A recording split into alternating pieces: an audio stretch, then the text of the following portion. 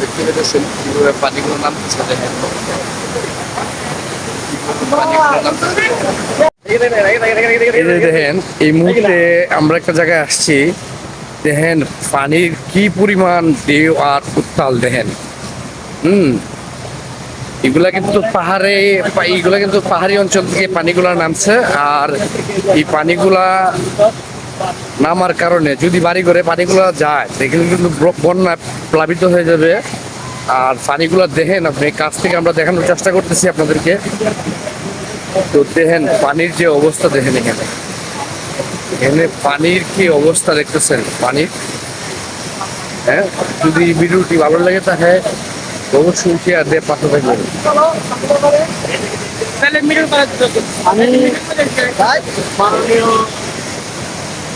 এই যে এই মুহূর্তে দেখতেছেন পানির কি অবস্থা দেখতেছেন,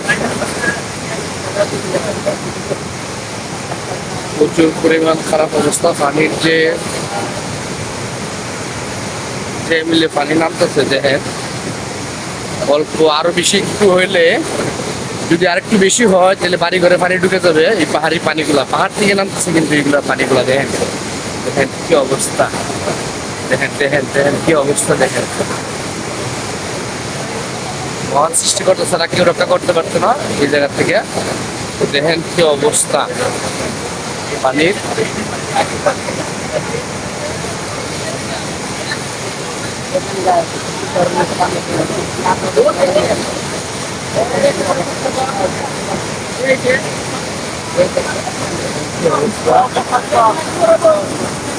অনেক লোক এখানে আছে আর অনেক লোক আটকা পড়ে আছে, আসতে পারতেছে না, আটকা পড়ে আছে পানির জন্য, আসতে পারতেছে না, আটকা পড়ে আছে।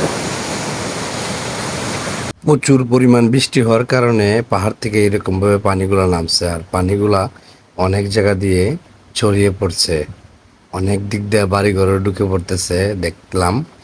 তো বিষয় হলো এরকমভাবে যদি লাগাতার বৃষ্টি থাকে তাহলে কিন্তু আসলে বন্যায় প্লাবিত হয়ে যাবে। যে জায়গায় ভিডিওটি আমরা ধারণ করলাম সেই জায়গাটি হলো হবিগঞ্জ মাধবপুর নওপাড়া। তো দেখতে পেতেছেন খুব অবস্থা খারাপ, বৃষ্টির পানি যেভাবে নামতেছে পাহাড় থেকে, আপনারা সামনে যে ভিডিওটা দেখতে পাইছেন। আর আপনাদেরকে দেখানোর চেষ্টা করতেছি যে পানিগুলা কই পর্যন্ত গেছে যাইতেছে। আর স্রোত দেখছেননি পানির যে উত্তাল ঢেউ। আসলে এই পাহাড়ি অঞ্চলে থাকাটা আমাদের জন্য আসলে ঝুঁকিপূর্ণ হয়ে যায় অনেক সময় বৃষ্টি হইলে। তো সবাই ভালো থাকবেন, সুস্থ থাকবেন।